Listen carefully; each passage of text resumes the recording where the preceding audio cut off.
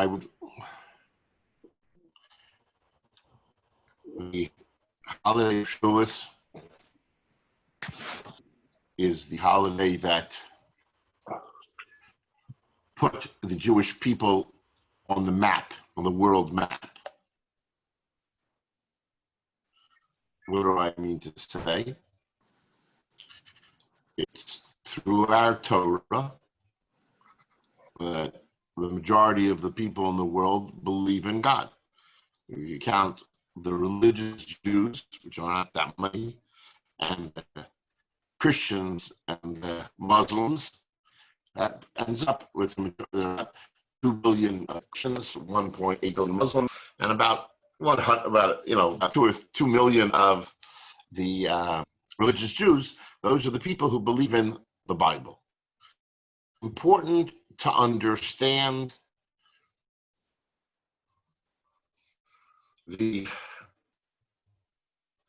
process that went into being able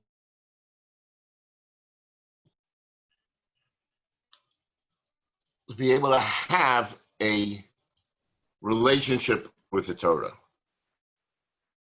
And I would like to point out to everybody, I have 3 lessons I want to share tonight.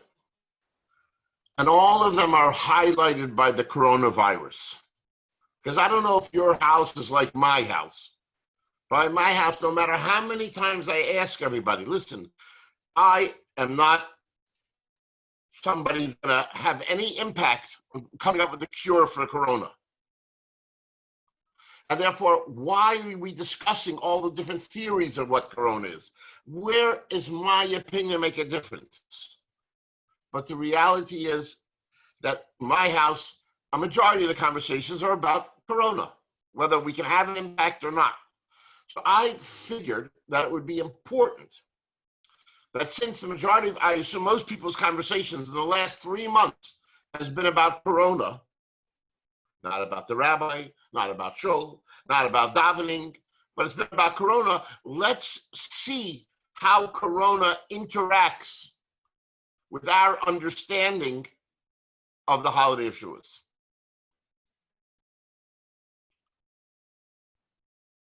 So I want to start with something that everybody knows, that when the Torah alludes to it in Parshas Zos HaBracha,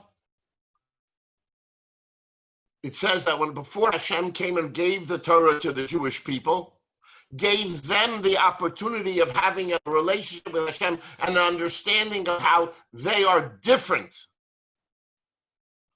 than the average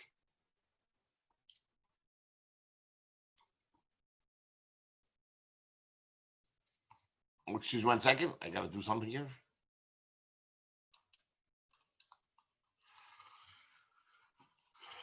That they are different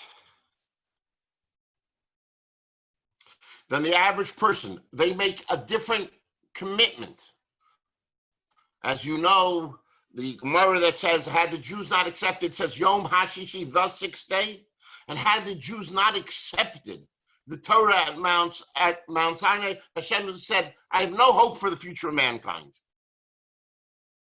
Now, and the Torah tells us they went to Edom, Esav, and Esav said, what's the Torah write? And he says, well, I don't know. The Torah writes, that you have to not kill. Well, we can't live without killing. Went to Yishmael says, Torah says you have to live without stealing. Yishmael said, I can't live without stealing, so he threw away the Torah. Went to Lot, and he said, Torah says you have to live without adultery. He said, I can't do it. And it sounds a little bit hard for us to imagine. What is so special about the Jews' commitment that they said that we want to hear what you have to say, Hashem? Why was that so hard for society to do that? And the coronavirus, I don't know if it's given me the depth of understanding, but it's given me a very, very fascinating situation to be able to appreciate how special the Jewish people are, that they're willing to give up because they wanted to understand what Hashem had to offer for them to be able to understand what it means to be God's people. According to my research, and I'm the first one to admit I could be wrong, that the SARS, the MARS, these are all different types of very dangerous and deadly viruses.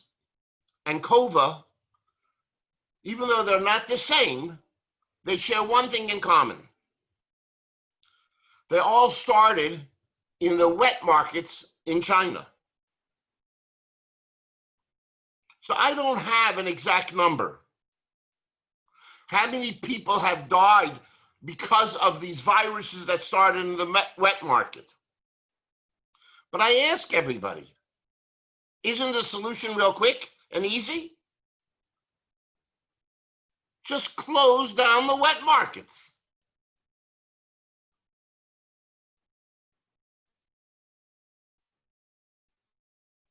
If that's where everybody's telling you where the viruses are coming from, so let's go and close them down.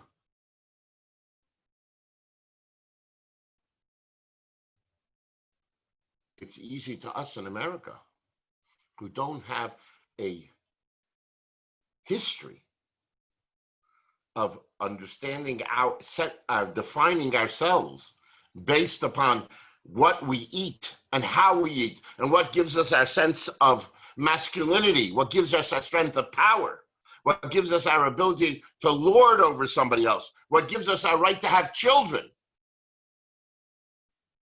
The wet markets are that part of China that runs their day-to-day existence. And the Chinese people aren't willing to give it up. No matter how many millions of citizens of the world die, it's irrelevant to them.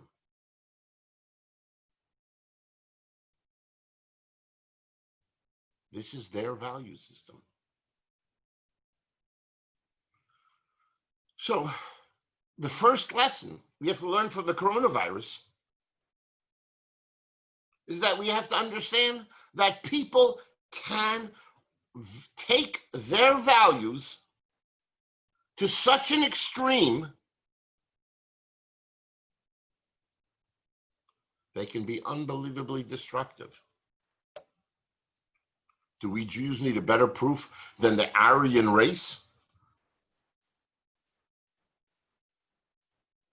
Eugenics?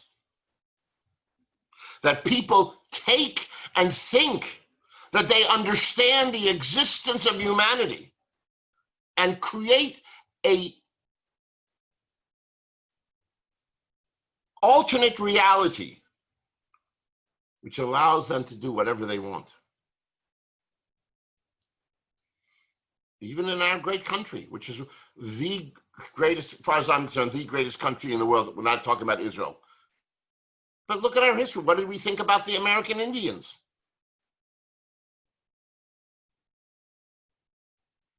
What did we think about the slaves?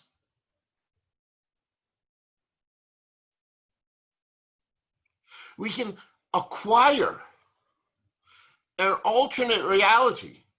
And the challenge is, as we're entering the holiday of Shavuot, is to deeply understand that the decision that the Jews made when they said to Hashem, Na'aseh v'nishma, is that we understand that to create the proper reality, the proper value system, the proper understanding, I have to understand my mitzvos, and I have to understand how that changes who I am. How the different aspects of our Judaism change my sense of who I am and how I interact in the world. That's point number one. Very important lesson from Corona. Point number two. And I think this has been a positive lesson that America, again, and I think this is true about the whole world, but definitely it's clear here in America, that Americans were educated for the first time.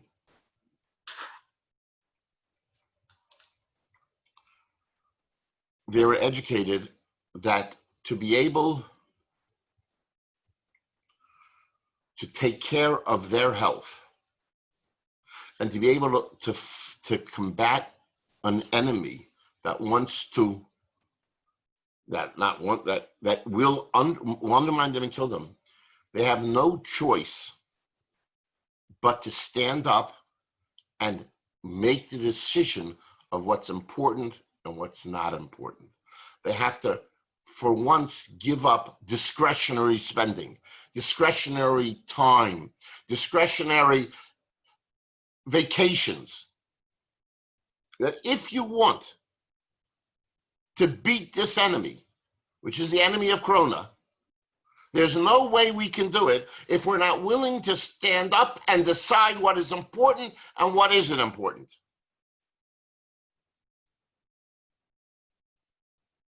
A very strong lesson, very, very sharp lesson. And it hasn't been many times in our history we've done it.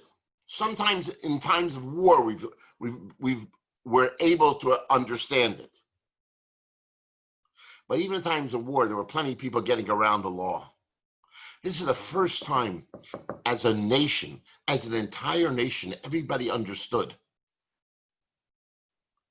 that life cannot continue as it was. Everything's going to change.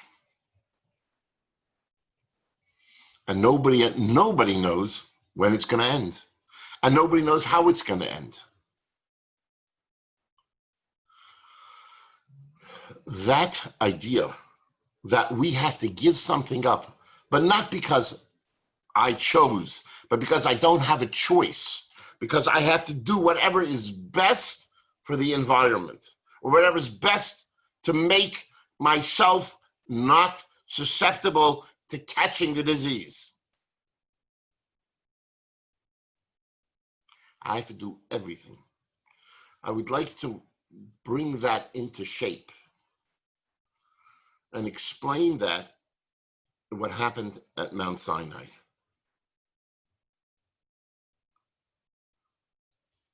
Pharaoh, if you remember the story, Pharaoh has a few conversations, in fact, with Moshe about the 7th and 8th and 9th plague. He has conversations with Moshe, and he says, who is going to go serve Hashem? If you remember, from the very beginning, when Moshe talks to Pharaoh, he says, let me have the Jewish people. I want to take them away for 3 days to serve Hashem. And Pharaoh says to Moshe, who's going to go serve Hashem? So first Pharaoh says, okay, take the adults. Moshe says, no, I need the kids. Moshe then says, okay, and Pharaoh gets another plague. Then Moshe says to Pharaoh, the Pharaoh calls him over and says, who are you going to, all right, take the little kids. Who are you going to send with you? So Moshe says, I'm going to take the animals. Pharaoh says, well, you need animals. Leave the animals here. Then I know you're coming back. Moshe says a very, very important principle.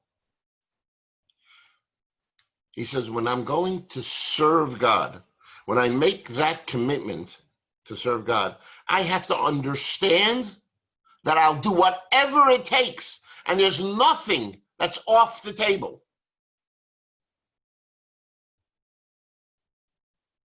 There is nothing at all that's off the table. Everything that I own and everything that I have, I'm making that commitment to serve Hashem at Mount Sinai. If you remember back earlier, in the very beginning, in in the chapter 3, when Moshe turns to Hashem and says, why do the Jews, look, the Jews are nice, they came from the children of Abraham, Yitzchak, Yaakov, why should you take them out of Egypt? What did they do while they were in Egypt that we find that they're deserving of being taken out of Egypt? And Hashem tells Moshe, because in 3 months, Te'avdun Bahar Elzeh, the Jews will serve me in this mountain. They'll do whatever I ask. They'll come running to serve me. And we know that means they went into the desert.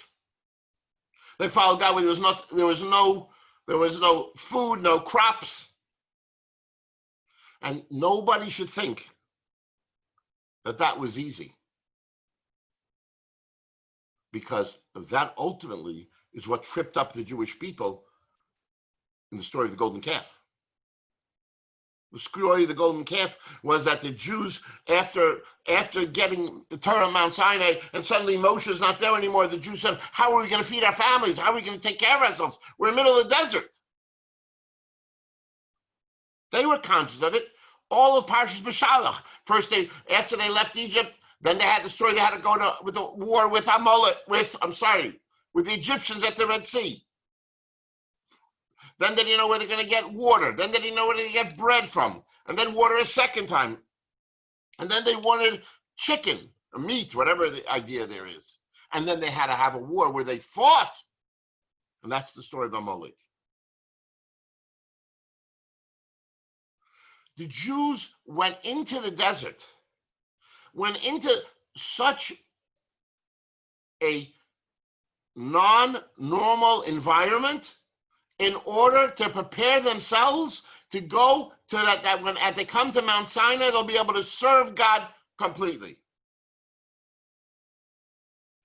That is something that's not normal. It's the second point. The first point was that the Jews are looking to understand. They're looking to make themselves better. And that's why they accepted the Torah, Nasa and Ishma. And that's what we have to work on Shavuot.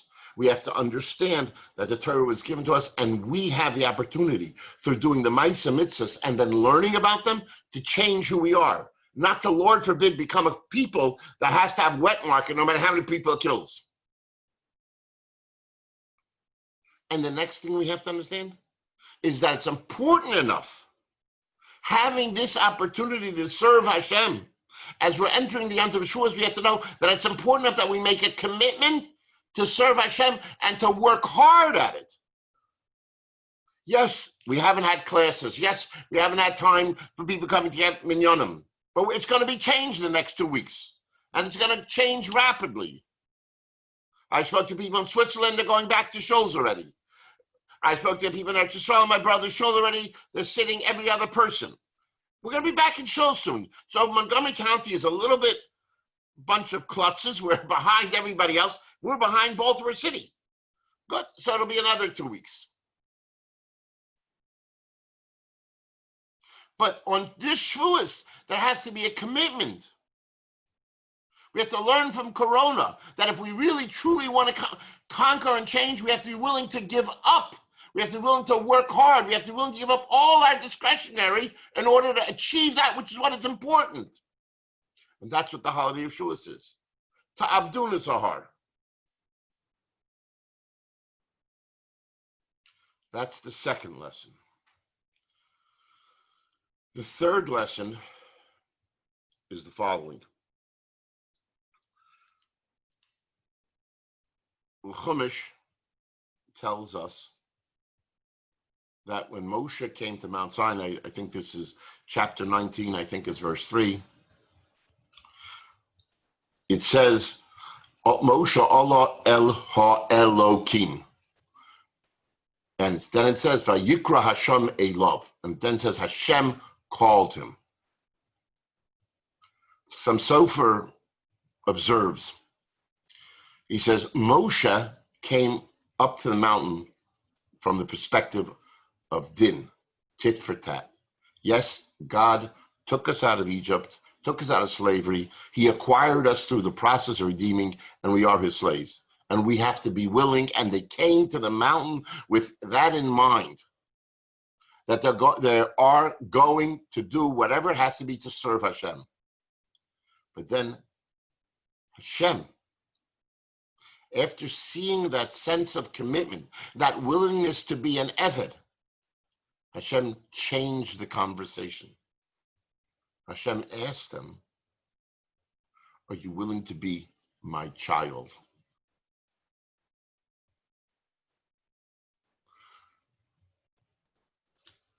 What's the difference between an Eved and a child? Both have to listen to their parents and to their master. The difference is that the child acquires the understanding through the years of listening to his father, through that where he showed his father so much respect. The child acquires an ability and a desire to be able to appreciate what his father does and to be able to understand it completely and to improve upon it. The servant doesn't care. The servant, I'll do whatever you tell me, God. Just tell me exactly what you want me to do, and I'll do it exactly. Hashem offered us at Mount Sinai the opportunity to go into a covenant where God and I will work together. That we have the opportunity of becoming children. And through our being children,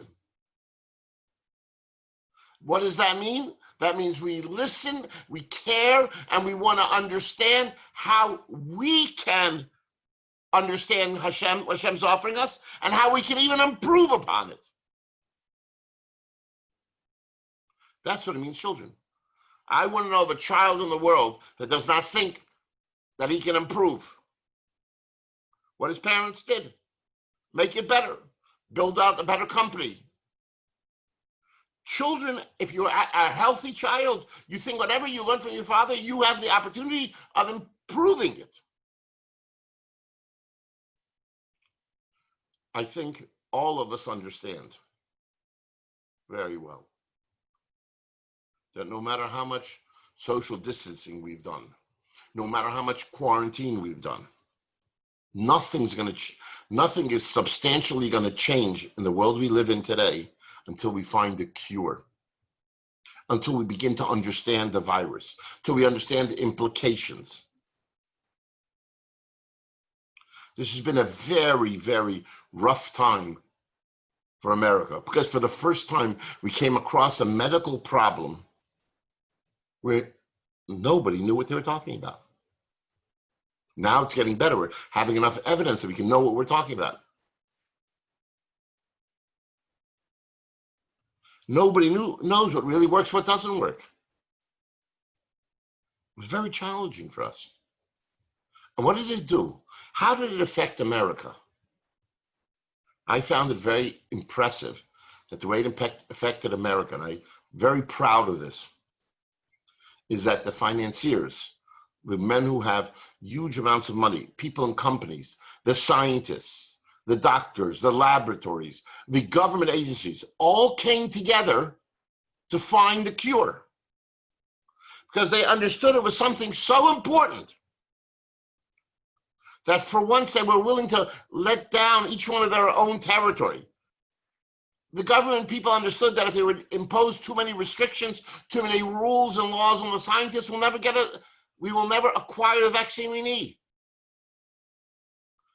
And the financiers knew that if there wasn't enough money to inspire the scientists to study for it, they won't find a cure. So everybody came together. For what? To be able to understand not how to quarantine, how to cut down the curve, lower the curve, or flatten the curve. They got together to find the cure. They got together to create a new reality. On Shavuot night, on Shavuot, when Hashem offered us man matan Torah, I'm going to give you the Torah, which is with what I use to create this world, so that you'll understand what are the values, what's important to me. You'll understand why I felt that there should be a flood. You'll understand why I felt that Sodom should be destroyed. I'm going to give you the opportunity of understanding from where I sit, God sits, why I feel that things have to change. Shavuot night,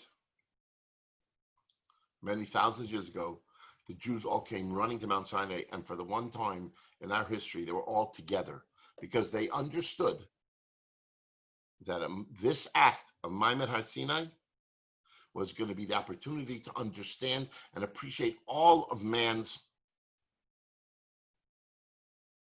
existence, how he interacts with the world, why Tzadik V'Rosh, Tzadik V'Ralo, Rosh V'Toivla, why sometimes crops grow well, why sometimes crops don't grow well, why the world is the way the world is. That's what Hashem offered at Maimed Har Sinai. Hashem offered us the opportunity to become children and to be able to have an understanding as children of Hashem, of his world, and to be able to impact it well.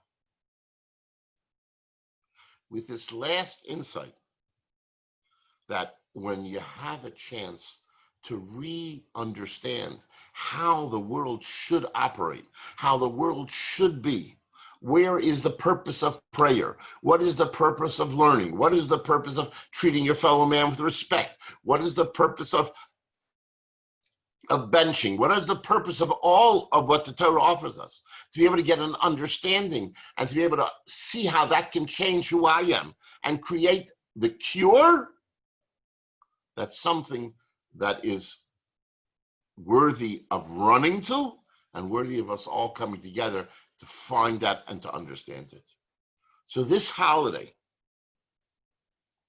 number one, talks to us understanding how special the Jews are, that they're willing to have a sense of definition of who they are, which is allows the place of the Torah to be.